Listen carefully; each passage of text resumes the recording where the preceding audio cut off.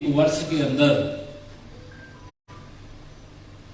विधानसभा अध्यक्ष के नाते विधानसभा में जो ऐतिहासिक परिवर्तन करने का काम किया है, जिसे मैं बिजनेस स्टैंडर्ड के इस समृद्धि के कार्यक्रम में आप सबका और आप सबके माध्यम से जो प्रदेश के देश के लोग देख रहे हैं उनको आह्वान करूंगा कि एक बार वो उत्तर प्रदेश की विधानसभा को देखने भी आए। ऐसी विधानसभा के हमारे अध्यक्ष आदरणीय सतीश महाना जी, हमारे नौटियाल साहब, सामने हमारे मंत्री परिषद के साथी नंद गोपाल नंदी जी और हमारे सब पार्टी के वरिष्ठ पदाधिकारी और सभी यहाँ बहुत प्रमुख उद्यमी गण बैठे हुए, सभी हमारे पत्रकार मित्र, बड़े और छोटे भाई। मैं आज का दिन एक तो पारसी समाज का नवरोज जो नया वर्ष होता है उसकी भी शुरुआत है, उसकी मैं आपके इस मंच से शुभकामनाएं भी सबको देता हूं। उत्तर प्रदेश आज एक ऐसा प्रदेश बन करके उभरा है कि अगर पूरे विश्व के अंदर हम कहें कि पूरी दुनिया कहीं आशा भरी नजरों से देखती है तो वह देश कौन सा है आज? उस देश का नेतृत्व करने वाले माननीय प्रधानमंत्री श्री नरेंद्र मोदी जी, और हिंदुस्तान का डंका पूरे दुनिया में बज रहा है। लेकिन जब कोई दुनिया के किसी देश का व्यक्ति हिंदुस्तान में आता है तो उसको लगता है कि मुझे उत्तर प्रदेश ही सबसे अच्छा प्रदेश, सबसे आगे बढ़ने की इच्छा और आकांक्षा लेकर के काम करने वाला प्रदेश। और आज जब मैं 21 मार्च को आप सबके बीच में खड़ा हूं, आज से 4 दिन बाद यानी 3 दिन बाद ही कह लीजिए, 25 मार्च को हमारी सरकार का 1 वर्ष का दूसरे कार्यकाल में यह पूर्ण होगा। और अगर हम लगातार की बात करें तो 6 वर्ष का कार्यकाल 25 मार्च को हमारा सरकार के नाते उत्तर प्रदेश में होगा। मुझे यह बिजनेस स्टैंडर्ड, यहाँ उद्यमी गण बैठे हुए, यहाँ पत्रकार मित्र बैठे हुए हैं, यहाँ बहुत सम्रांत गण बैठे हुए हैं, मैं सभी के बीच में यह बात जरूर कहूंगा, एक राजनीतिक दल का कार्यकर्ता होने के नाते और उत्तर प्रदेश सरकार के उप मुख्यमंत्री के नाते, कि जो हमें जनादेश मिला है माननीय प्रधानमंत्री श्री नरेंद्र मोदी जी के नेतृत्व में देश को चलाने के लिए, उत्तर प्रदेश को चलाने के लिए, जो हम आज कर पा रहे हैं वह जनादेश के अनुसार करने का काम करें। इस समय एक बड़ी चर्चा चलाने का काम राजनीतिक दृष्टि से जो अलग अलग दलों में कार्य करते हैं वह भी करते हैं, और कई हमारे अलग अलग प्रकार की राष्ट्रीय स्तर पर पहचान बनाने वाले भी करते हैं। जैसे अभी आदरणीय विधानसभा अध्यक्ष जी ने विधायिका की चर्चा किया, अब उसकी गहराई में जब उन्होंने इसका जेदा बता दिया कि मैं उधर जाकर के इस विषय को नहीं ले जाऊंगा, और आपसे इसीलिए अपील किया कि एक बार आप उत्तर प्रदेश की विधानसभा देखने के लिए आइए। लेकिन आज ये जो जनादेश है वह भ्रष्टाचार से मुक्त भारत के लिए है, भ्रष्टाचार से मुक्त उत्तर प्रदेश के लिए, विकास से युक्त भारत के लिए है, विकास से युक्त उत्तर प्रदेश के लिए। अगर मैं कहूं कि आज भारत में औद्योगिक क्रांति आई है तो यह भी मैं गर्व से कह सकता हूं कि उत्तर प्रदेश में भी औद्योगिक क्रांति आई है। जिस प्रदेश में पहले इन्वेस्टर समिट नहीं होती थी। आज उस प्रदेश में इन्वेस्टर समिट नहीं, यूपी की ग्लोबल इन्वेस्टर समिट संपन्न हुई है। और इस समिट में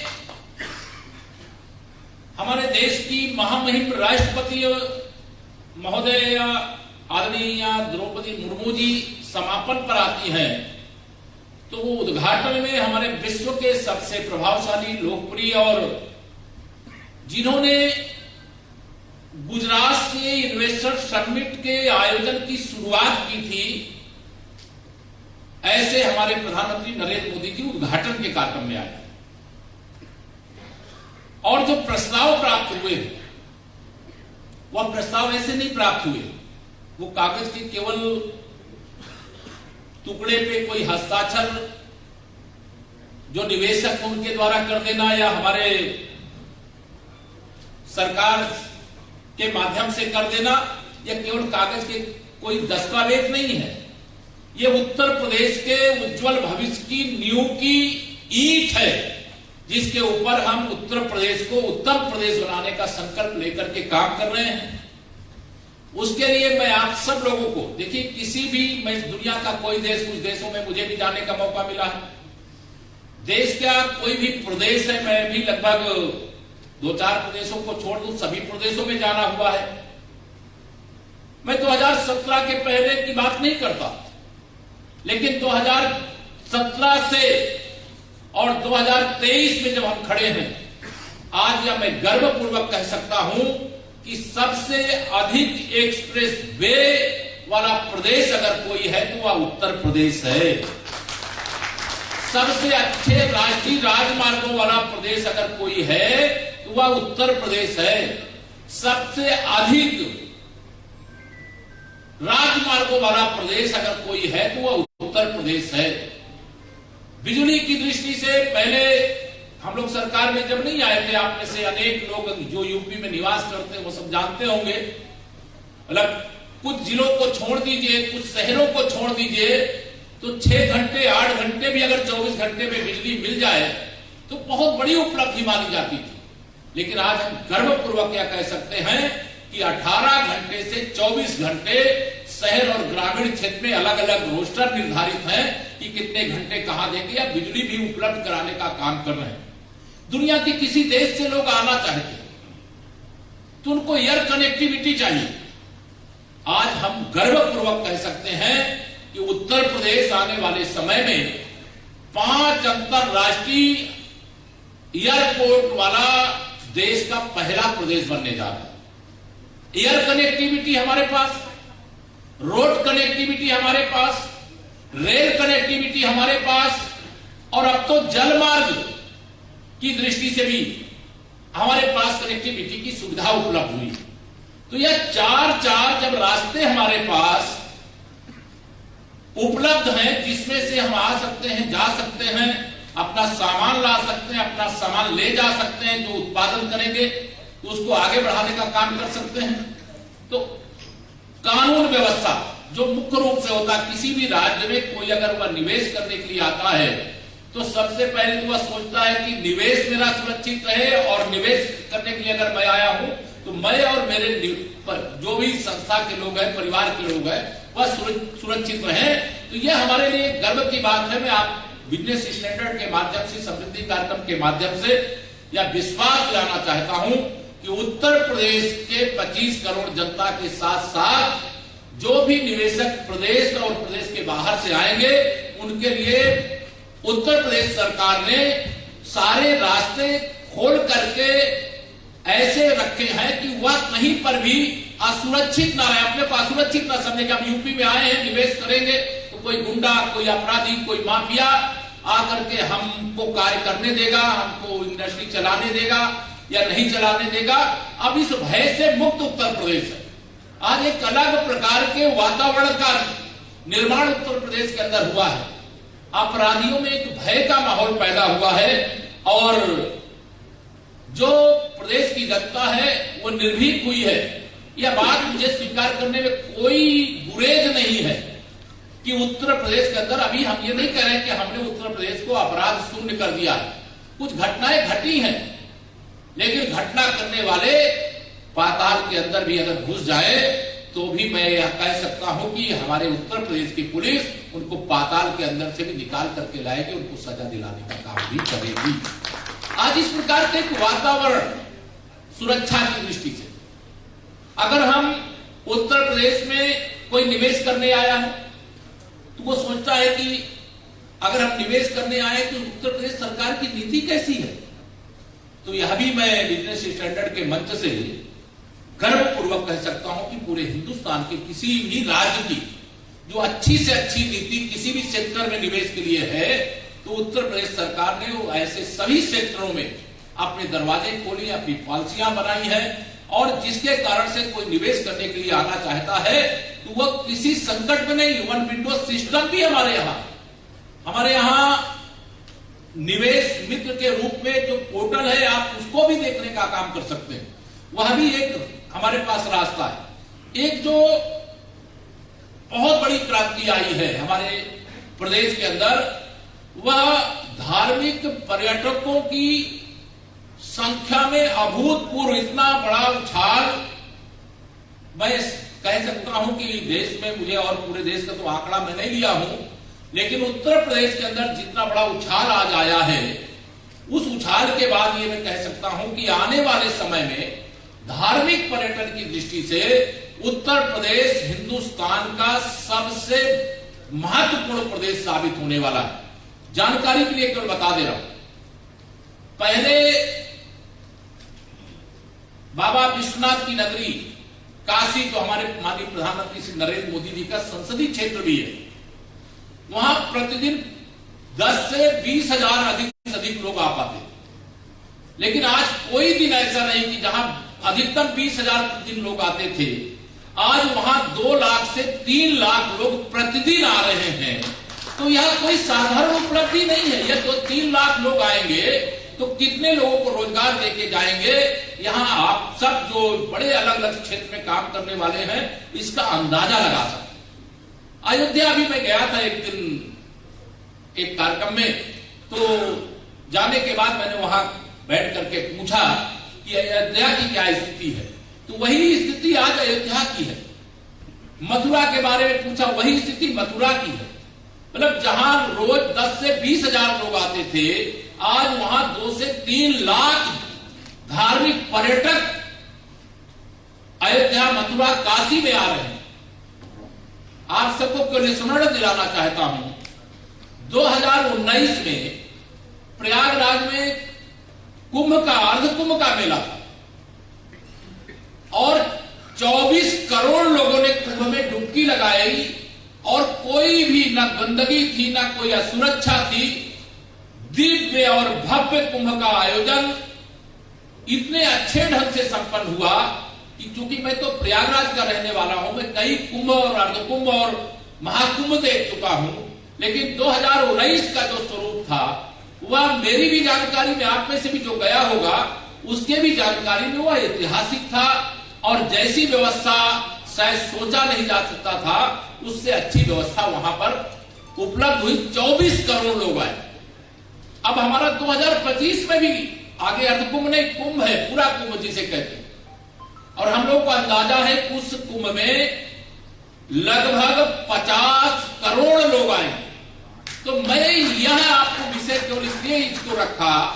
कि हमारे यहां पर्यटन की दृष्टि से जो निवेशक हैं उनके लिए भी एक अपार अवसर है। इंडस्ट्री जैसा आदरणीय महाराज जी ने यहां पर कहा है कि अगर हम यहां उत्पादन करें तो हमारे पास उपभोक्ता भी हैं। अगर हम देश के अंदर सप्लाई करें तो उत्तर प्रदेश के किसी राज्य, कौन से राज्य लगे हैं, दिल्ली हमसे लगा हुआ है, हरियाणा हमसे लगा हुआ है, राजस्थान हमसे लगा है, साथ में मध्य प्रदेश है, छत्तीसगढ़ है, बिहार है, झारखंड है, उत्तराखंड है। अगर हम अंतर राष्ट्रीय स्तर पर अपने जो निवेशक है अपना कारोबार करना चाहें तो नेपाल सहित केवल उत्तर प्रदेश से कितने देश जुड़े हुए। मेरा आप सब लोगों को आज ये बिजनेस स्टैंडर्ड समृद्धि के कार्यक्रम के माध्यम से मैं आपको अवगत कराना चाहूंगा कि हमारे यहां जो अलग अलग क्षेत्र, जो छोटी क्षमता वाले बहुत सारे ऐसे लोग हैं जो सोचते हैं कि हम अपना कैसे काम, कोई जरूरी नहीं कि सब बड़े बड़े इंडस्ट्री वाले, हम छोटी से छोटी बात करें तो पीएम स्वनिधि योजना के अंतर्गत यहां बैंकिंग सेक्टर वाले भी कुछ लोग हैं, ऐसा मुझे बताया गया था कि केवल आधार कार्ड लेकर के आप जाइए और रेहड़ी पटरी का भी व्यापार करते हैं तो 10,000 रुपए का बिना किसी गारंटी के आपको ऋण मिलेगा और उस 10,000 से आप अपना छोटा सा कारोबार रेहड़ी पटरी के भी सामने खड़े होकर के कर सकते हैं। तो मैं एक छोटे से छोटे व्यक्ति की भी चिंता और बड़े से बड़े निवेशक की भी चिंता, मतलब शून्य से शिखर की ओर निवेश करने वाले या व्यापार करने वाले, कारोबार करने वाले अगर आवे तो वह हमारे लिए, हम हर प्रकार से तैयार हैं। अभी ग्लोबल इन्वेस्टर समिट के साथ साथ उत्तर प्रदेश को सौभाग्य मिला कि हमारे यहां G20, आप तो सब क्योंकि जानते हैं, गांव में बहुत सारे लोग G20 का मतलब नहीं जानते हैं, यानी विश्व के वह सारे संपन्न देश जिनके पास पूरी जो आर्थिक महाशक्ति के रूप में खड़े हैं वह इस समय भारत में है और भारत में होते हुए आगरा और लखनऊ की उनकी बैठक हो गई है। आने वाले समय में वाराणसी और नोएडा में भी उनकी बैठक होने वाली है। अब G20 के देशों के इस समय भी, आज भी अभी आप सब लोगों ने, मैं अभी देख रहा था बिजनेस स्टैंडर्ड में भी छपा है, हमारे आदरणीय प्रधानमंत्री जी, जापान के प्रधानमंत्री जी कुल्हड़ में चाय कहां पर पी रहे हैं, दिल्ली में कहीं पी रहे हैं, तो गोलगप्पे भी खा रहे हैं, चाय भी पी रहे, दोनों चीजें हैं। तो एक क्या वातावरण है, जापान के प्रधानमंत्री भारत के प्रधानमंत्री के बारे में और भारत के बारे में क्या बोल रहे हैं, अमेरिका के राष्ट्रपति भारत के प्रधानमंत्री के बारे में क्या बोल रहे हैं, और विशेष तौर से आज एक वातावरण जो बना है, मैं तो सुनकर के रोमांचित होता हूं, क्योंकि विश्व भ्रमण मेरा उतना नहीं हुआ है, लेकिन जब दो देशों के बीच में युद्ध हो रहा हो और उस युद्ध के बीच में भारत के नागरिकों को, दोनों देश की सेनाओं को युद्ध विराम बनाए रखने और भारत के नागरिकों को तिरंगा के साथ भारत वापस आने के मार्ग में एक भी गोली नहीं चलेगी, यह कहने का साहस रखने वाला कौन, तो वह आज भारत है, भारत के प्रधानमंत्री है, भारत की 140 करोड़ जनता जनार्दन। अभी याद होगा आपको आजादी के अमृत महोत्सव वर्ष, अभी 15 अगस्त 2022 को 75वीं वर्षगांठ हम मना रहे थे और शायद ऐसा उत्सव तो आजादी के समय तो मैं था नहीं, लेकिन जो 1947 में आजादी प्राप्त करने के बाद का दृश्य देखे होंगे वह तो जानते होंगे, लेकिन शायद हिंदुस्तान के हर घर पर तिरंगा लहराने का उत्सव अगर भारतवर्ष के अंदर हुआ है तो 15 अगस्त 2022 आजादी के अमृत महोत्सव वर्ष पर हुआ है। आज तिरंगे का मान देश में तो है ही, वो हमारे देश का सम्मान है, लेकिन आज दुनिया के अंदर भी है। मुझे अभी इन्वेस्टर समिट को लेकर के ही नीदरलैंड और फ्रांस जाने का मौका मिला, वहां जो भारतवासी रहते हैं उनके साथ बैठने का मौका मिला। मैंने कहा क्या अंतर आया, उन्होंने कहा कि पहले भारत का पासपोर्ट देख करके लोग मतलब जैसे कि कोई गया गुजरा देश है इस प्रकार का हमसे व्यवहार करते थे, लेकिन आज भारत का पासपोर्ट देख ले और भारत के नागरिक को देख ले तो वह एक अलग प्रकार का व्यवहार करते, एक अलग प्रकार का सम्मान देते हैं। अर्थात आज दुनिया में भारत की ही नहीं, दुनिया में रहने वाले भारतीयों का भी आदर और सम्मान उसी प्रकार से बढ़ा है जैसा बढ़ना चाहिए। तो मैं बिजनेस स्टैंडर्ड के इस समृद्धि के कार्यक्रम के माध्यम से, आज आप उत्तर प्रदेश में इस कार्यक्रम को आयोजित किए हैं, तो निश्चित तौर से आप यहाँ के वातावरण को महसूस किए हैं और यहाँ के उद्यमियों के अंदर, यहाँ के बैंकर्स के अंदर, यहाँ की नई पीढ़ी, युवा पीढ़ी के अंदर जो नए नए स्टार्टअप लेकर के आ रहे हैं और हर क्षेत्र में क्रांति ला दे रहे हैं। दुनिया भौचक रह जा रही है और उत्तर प्रदेश तो जैसा अगर देश हो तो 5वां देश हो आबादी की दृष्टि से, यहाँ की प्रतिभाएं कितनी है, ये कोरोना काल में भी हम सब लोगों को किस प्रकार से देखने को मिला है, वह सारा हम लोगों के पास एक वो पूरा संकलन किया गया था कि जिसके आधार पर कौन किस क्षेत्र में क्या प्रतिभा रखता है उसका भी संकलन, अर्थात हमारे पास ऐसी मैन पावर उपलब्ध है, वही हमारी श्रम शक्ति ऐसी है, ऐसा कौशल विकास है, ऐसी प्रतिभा है। पैसे की कमी तो मैं यह मानता हूं कि अगर कोई उद्योग लगाना चाहे तो उसके लिए पैसे की कमी है ही नहीं, उसके लिए माहौल में कोई समस्या है ही नहीं। इसलिए मैं आप सब लोगों के माध्यम से आज यहां पर बिजनेस स्टैंडर्ड की समृद्धि के कार्यक्रम के माध्यम से सभी देशवासियों को जो भी इस कार्यक्रम के माध्यम से जुड़े उन सबको आह्वान करना चाहूंगा कि आइए आप उत्तर प्रदेश में, और जिस प्रकार का भी जिस भी क्षेत्र में आप निवेश करना चाहते हैं आप निवेश करिए, आप जिस भी क्षेत्र में कारोबार करना चाहते हैं कारोबार करिए, आप शिक्षा के क्षेत्र में आना चाहते हैं शिक्षा के क्षेत्र में आइए, चिकित्सा के क्षेत्र में आना चाहते हैं चिकित्सा के क्षेत्र में आइए, आप फूड प्रोसेसिंग सेक्टर में आना चाहते हैं यहाँ आइए, आप पावर सेक्टर में आना चाहते हैं यहाँ पर आइए। यह मैं नाम लेने की जरूरत नहीं है, कोई ऐसा सेक्टर नहीं है जिस सेक्टर में हमने एक तरह से निवेशकों के लिए कालीन बिछा करके नहीं रखी है। आप कालीन बिछी हुई, आप आइए, हम आपके स्वागत के लिए तैयार हैं। उत्तर प्रदेश सबसे बड़े निवेश का स्थान है, और जैसा एक पूरा हिसाब आया है कि लगभग 35,50,000 करोड़ के प्रस्ताव आए। ये कोई साधारण नहीं है। उत्तर प्रदेश जैसे राज्य में जहां 50,000 करोड़ निवेश की कल्पना करना मुश्किल था, वहां 33,50,000 करोड़ के निवेश के प्रस्ताव आना, अब उसको धरातल पर उतारने की प्रक्रिया भी आगे बढ़ गई है। हम उत्तर प्रदेश को एक उत्तम प्रदेश बनाना, और उत्तर प्रदेश के ग्रामीण क्षेत्र जैसा आपको परिचय में बताया गया है, आजकल मेरे पास ग्राम विकास विभाग और ग्राम विकास विभाग और फूड प्रोसेसिंग, यह दोनों एक ऐसे काम मेरे पास हैं जिसके माध्यम से मैं पहले इतनी गहराई तक, मैं तो गांव का रहने वाला हूं, सब कुछ समझता जानता हूं, लेकिन आज इस विभाग के माध्यम से एक अलग प्रकार की हम लोगों ने कोशिश किया है, और कोशिश के परिणाम स्वरूप आज मैं आपको ये कह सकता हूं कि जैसे हमारे स्मार्ट सिटी तेजी से निर्माण का कार्य चल रहा है, वैसे ही आने वाले समय में हमारे स्मार्ट विलेज भी होंगे, हमारे गांव भी स्मार्ट होंगे, और उसकी दृष्टि से भी रोड मैप तैयार है। हम लोगों ने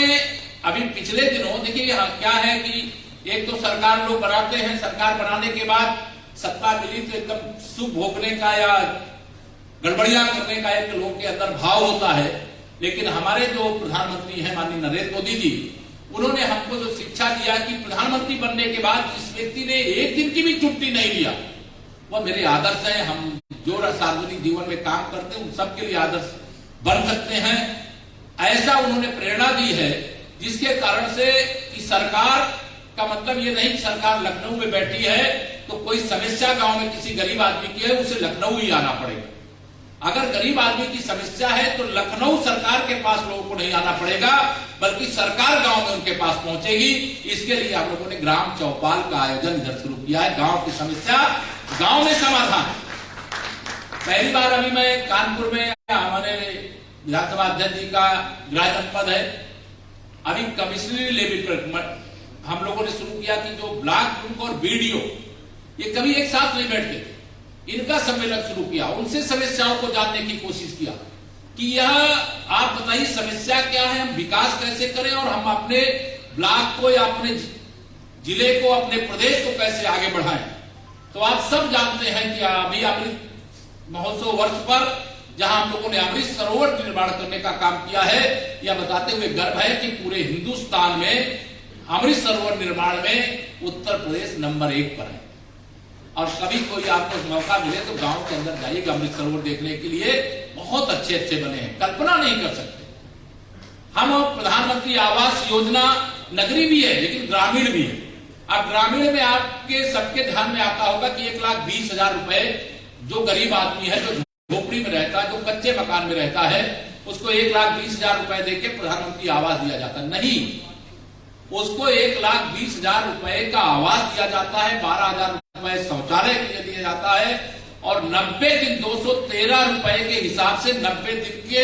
अपना ही घर बनाने के लिए उसे मजदूरी भी देने का काम किया जाता है और साथ में उसे प्रधानमंत्री उज्ज्वला योजना से गैस का कनेक्शन, सौभाग्य योजना से बिजली का कनेक्शन, आयुष्मान भारत योजना का कार्ड जिससे 5 लाख रुपए तक का इलाज अगर उसके घर में कोई बीमार हो तो 1 वर्ष में करा सके, इसकी भी सुविधा देने का काम। और साथ ही इस समय तो एक बड़ी क्रांति पूरे हिंदुस्तान के लिए है उत्तर प्रदेश के साथ साथ हर घर नल से जल पहुंचाने। ये अपने आप में मैं तो उसकी कल्पना, अगर मैं सरकार में ना रहूं, पार्टी में ना रहूं और बाहर बैठ करके भी देखूं तो इस प्रकार की कल्पना विश्व के इतने जो लोकप्रिय नेता है वह माननीय नरेंद्र मोदी जी ही कर सकते हैं। और भ्रष्टाचार मुक्त भारत जैसे कि बनाने का एक संकल्प लिया। आपको केवल जानकारी बिजनेस स्टैंडर्ड के प्लेटफॉर्म से आप देखते होंगे 25 लाख करोड़ रुपए से अधिक की राशि अलग अलग योजना की दृष्टि से डीबीटी के माध्यम से खाते में पहुंचाने का काम माननीय नरेंद्र मोदी जी के और आदरणीय योगी आदित्यनाथ जी के नेतृत्व वाली ये डबल इंजन की सरकार ने किया है। अब जब डायरेक्ट बेनिफिशियरी को ट्रांसफर करेंगे पैसा तो भ्रष्टाचार नहीं होगा। आप में से कई लोगों को यह स्मरण होगा जब देश में कांग्रेस या कांग्रेस की अगुवाई वाली सरकार होती थी। मैंने भी सुना है और आप भी जानते होंगे, उस समय प्रधानमंत्री श्री राजीव गांधी जी थे और उन्होंने कहा कि हम दिल्ली से अगर 1 रुपए भेजते हैं तो जिसके पास पहुंचना है वहां 15 पैसे पहुंचता है। और हम ये कहते हैं कि हम दिल्ली से 25 लाख करोड़ रुपए अगर भेजते हैं तो पूरा 25 लाख करोड़ रुपए जिसके पास भेजते हैं उसके पास पहुंचता है। ये भ्रष्टाचार मुक्त भारत के लिए जब कदम आगे बढ़ते हैं तो 1 रुपया में से 85 पैसा खा जाते थे, वह थोड़ा नाराज भी होते हैं। वो कहते हैं एजेंसियों का दुरुपयोग करते हैं। बिजनेस स्टैंडर्ड के मंच पे इसलिए मैं कह दे रहा हूं, अभी मैं एक दिन देख रहा था ईडी का सक्सेस रेट क्या, उन्होंने एक विज्ञप्ति जारी करके कहा कि हमारा सक्सेस रेट 98% यानी 100 अगर छापे डाले तो उसमें से 98 सही पाए गए। इतना नंबर कौन लेकर के आता है? और उसके बाद एजेंसियों के दुरुपयोग की बातें जब कही जाती हैं और भारत को बदनाम करने की कोशिश की जाती है तो मैं उसकी कड़े से कड़े शब्दों में निंदा करता हूं। अगर चुनाव कोई जीते तो चुनाव आयोग सही और चुनाव अगर कोई हारे तो चुनाव आयोग गलत, ऐसे आरोप लगाना निश्चित तौर से देश को बदनाम करने की कोशिश करना है। मैं इस मंच से इस बात को इसलिए कह दिया हूं कि इस प्रकार की बहुत चर्चा होती है कि ईडी और सीबीआई का उपयोग कर रहे हैं। अगर कोई भ्रष्टाचार करेगा तो हमें भ्रष्टाचार को खत्म करने के लिए जनादेश मिला, और अगर भ्रष्टाचार को खत्म करने के लिए जनादेश मिला है उस दिशा में हम लोगों को आगे बढ़ने का जो काम करना है वो हम करेंगे। इसलिए मैं आज आप सबके सामने और बातें न कह करके एक लाइन पूज्य अटल बिहारी वाजपेयी जी जो भारत रत्न है उनकी कह करके अपनी बात को पूरी करूंगा। बाधाएं आती हैं आए, घिरे प्रलय की घोर घटाएं, पांवों के नीचे अंगारे, सिर पर बरसें यदि ज्वालाएं, निज हाथों में हंसते हंसते आग लगाकर जलना होगा। कदम मिलाकर के पूरे प्रदेश को, पूरे देश को चलना होगा और फिर हमें आगे बढ़ने से कोई रोक नहीं पाएगा। ऐसा विश्वास व्यक्त करते हुए आज के इस कार्यक्रम में आपने मुझे आमंत्रित किया, इसके लिए हार्दिक धन्यवाद देते हुए अपनी बात को पूरी करता हूं। बहुत बहुत